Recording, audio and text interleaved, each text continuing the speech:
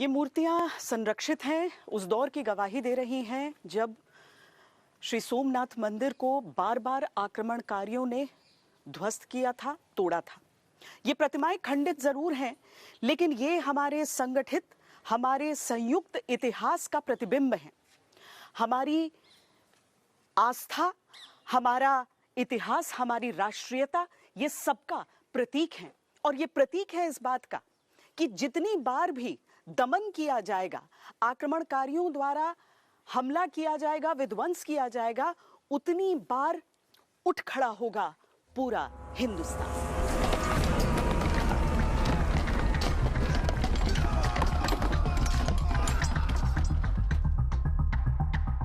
गुजरात सरकार की वेबसाइट के अनुसार फारसी इतिहासकार अल बरूनी ने सोमनाथ मंदिर का विस्तृत वर्णन किया, जिसके कारण ये सैकड़ों साल पहले से चर्चा में रहा और आक्रांताओं ने इसे बार बार तोड़ा।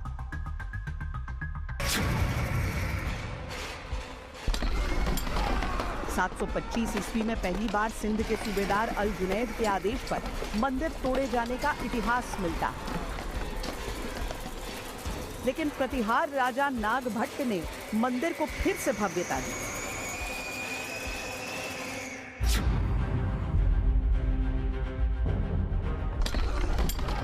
एक 1025 में सोमनाथ मंदिर पर सबसे क्रूर हमला महमूद गजनवी ने किया। हजारों लोगों को कत्ल किया, मंदिर को तहस नहस किया और खजाना लूट कर ले गया। लेकिन चालुक्य राजा भीम प्रथम ने फिर मंदिर का निर्माण करवाया। फिर सोलंकी राजा कुमार पाल ने मंदिर को और भव्यता प्रदान की और साथ ही मंदिर को रत्नों से सजाया।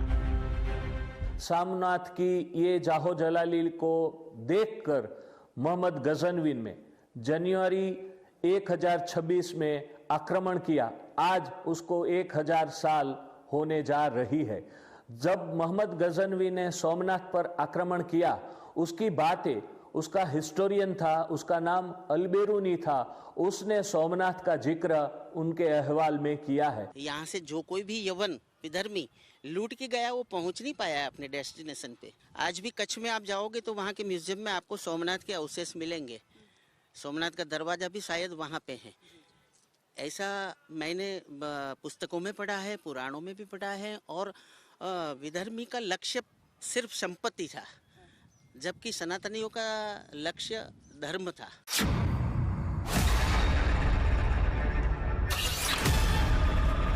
बारह में अलाउद्दीन खिलजी के सेनापति नुसरत खान ने और फिर मुजफ्फर शाह और अहमद शाह ने बार बार आस्था के स्थल को चोट पहुंचाई।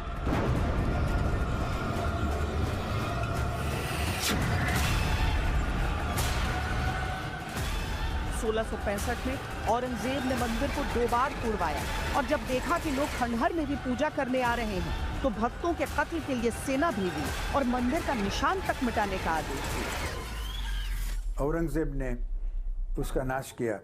औरंगजेब ने 20 नवंबर 1665 को एक फरमान जाहिर किया कि अभी भी गुजरात में जो मूर्ति पूजा होती है उसका नाश करो, जो भी मंदिर है उसका नाश करो। वो फरमान का उपयोग करते हुए सोमनाथ में जो मूर्ति पूजा चलती थी वो नष्ट हो गई। फिर से औरंगजेब ने 1704 में नया फरमान किया और उसमें सोमनाथ में जो भी मूर्ति थी, जो भी पूजा पाठ होता था, वो सब का नष्ट किया। तो आखिरी जो खंडेर था सोमनाथ का, इसके बाद आज का नया सोमनाथ उस जगह पर बनाया गया है। सोमनाथ मंदिर 17 बार तोड़ा गया, लेकिन हर बार उसका निर्माण होता रहा। मराठा राजाओं के हाथ में जब देश का बड़ा हिस्सा रहा, तो महारानी अहिल्याबाई होलकर ने मंदिर के स्थान पर ही मंदिर बनवाया।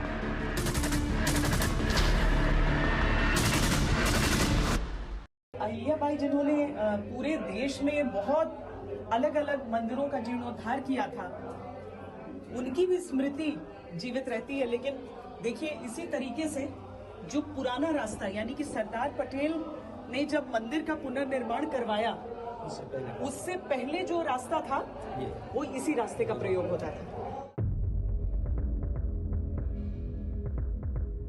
भारत की स्वतंत्रता के बाद तत्कालीन गृह मंत्री सरदार वल्लभ भाई पटेल ने मंदिर को पूर्ण गौरव प्रदान करने का संकल्प लिया और विरोध की परवाह न करते हुए सोमनाथ मंदिर का निर्माण जनता से मिले धन की मदद से करवाया।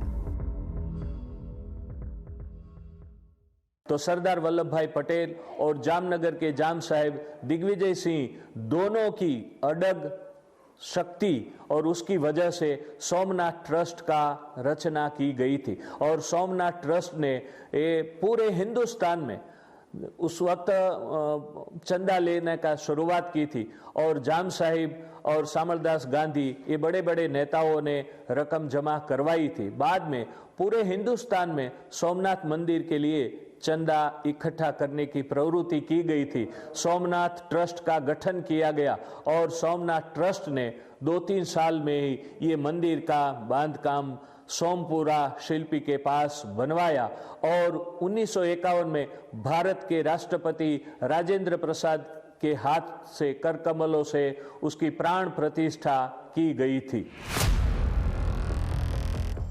सोमनाथ मंदिर आज संदेश देता है कि सत्ता बदलती है, सेनाएं आती जाती हैं, लेकिन श्रद्धा और सत्य को कभी तलवार या तोप के बल पर मिटाया नहीं जा सकता।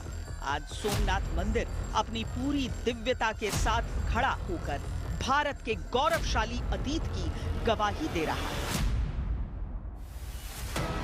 गजनवी मंदिर विध्वंस के साथ यहाँ का अकूत खजाना भी लूट कर ले गया, लेकिन खजाना लूटा जा सकता था, इमारत तोड़ी जा सकती थी, श्रद्धालुओं का विश्वास नहीं खत्म किया जा सकता था।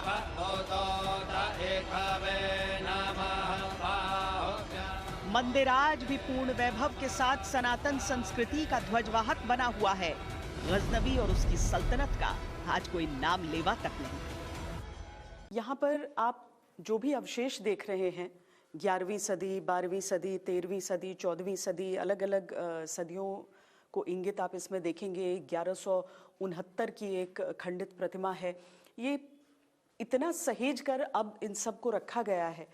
यहाँ गजलक्ष्मी की प्रतिमा आप देख सकते हैं, पार्वती जी की प्रतिमा को आप यहाँ देख सकते हैं। लेकिन चूंकि खंडित मूर्तियाँ हैं तो जब सब धरती में से निकाले गए उसके बाद सबको लाकर यहाँ पर स्थापित कर दिया गया है। कुछ इतिहासकार ये मानते हैं कि 6 बार मंदिर को तोड़ा गया, 6 बार पुनर्निर्माण किया गया, लेकिन कुछ और वर्णन ऐसे हैं जो ये कहते हैं कि लगभग 17 बार ऐसा हुआ था।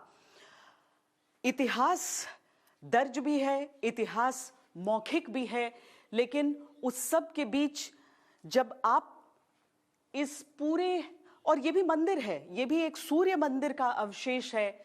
यहाँ पर बताया जाता है कि करीब 16 सूर्य मंदिर इस प्रकार के थे जो 7 किलोमीटर के दायरे में है। और बहुत सुंदर इसका वर्णन दिया गया कि जहाँ पर सूर्य की किरणें पड़ती थी उस हिसाब से उतनी दूरी पर इन सभी सूर्य मंदिरों का निर्माण किया गया था। लेकिन आज जिस रूप में है वो आपको केवल देखकर प्रतीत होगा कि ये मंदिर रहा होगा। संरक्षित करने और इस पूरे क्षेत्र के इतिहास को यहाँ पर जीवित रखने का एक बहुत सुंदर प्रयास यहाँ पर है।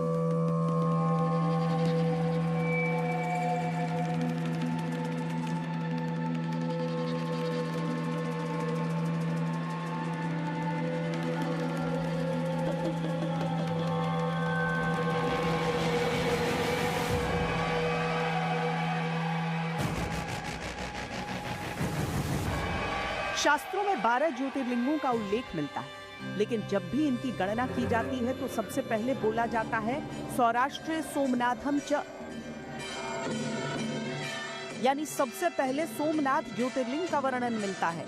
मंदिर का निर्माण चंद्रदेव ने कराया था, इसीलिए चंद्र ग्रहण के समय यहाँ की गई पूजा का विशेष फल मिलने की मान्यता है।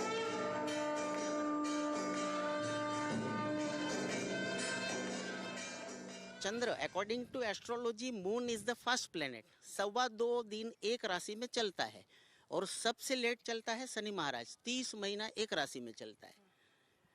13 महीना गुरु महाराज एक राशि में चलते हैं, 18 महीना राहु महाराज एक राशि में चलते हैं। लेकिन first planet is the moon. 2.25 दिन में वो राशि बदल देता है, तो चंचल होता है।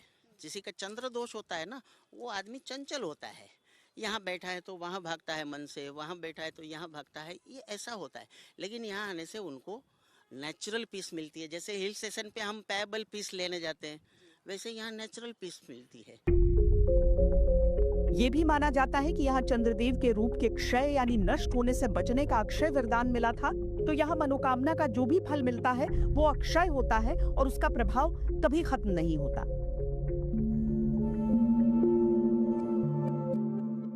पहले के पूर्वजों ने इस तरीके से इतनी बार इस मंदिर पे आक्रमण हुए हैं और उसके बाद में जीर्णोद्धार हुआ है। महादेव की कृपा से सब चीज़ें ठीक रही हैं। काफ़ी अच्छा लगता है, काफ़ी अलौकिक शांति मिलती है यहाँ करके। शुरू में तो हमें एंटर करते वक्त लगा कि भीड़ बहुत होगी, लेकिन हर चीज़ इतना डिसिप्लिन में है जैसा जो मैं शांति फील कर रही हूँ वो सारे दर्शनार्थी वही फील कर रहे हैं। बहुत यहाँ आने पर शांति हमको महसूस हुआ। मैं अपने बेटा पुतोई के साथ आया हूँ।